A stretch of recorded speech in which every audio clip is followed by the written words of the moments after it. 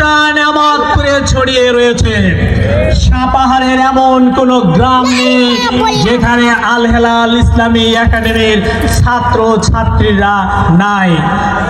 আল হেলাল ইসলামী ছাত্র ছাত্রীরা অনেকে আজকে এই দেশের বিভিন্ন পর্যায়ে তারা দায়িত্ব পালন করছে সততার সাথে।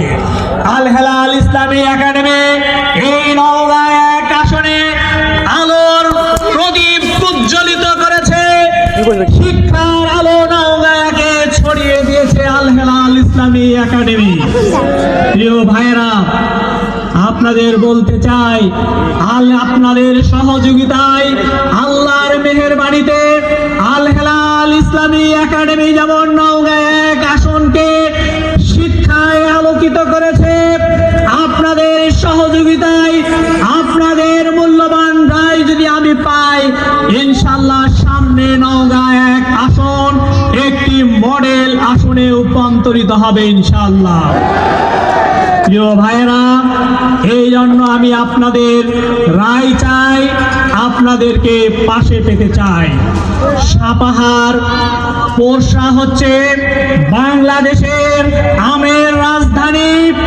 এই আম আমাদের আল্লাহর বিশাল নিয়ামত। এই আম আমাদের অর্থনীতির চাকাকে ঘুরিয়ে দিয়েছে।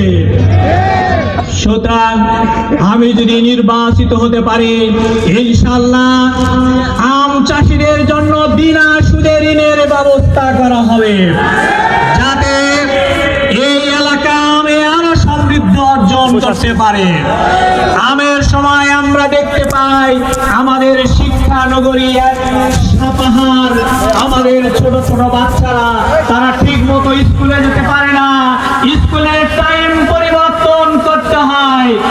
আমার পরিকল্পনা আছে ইনশাআল্লাহ, আল্লাহ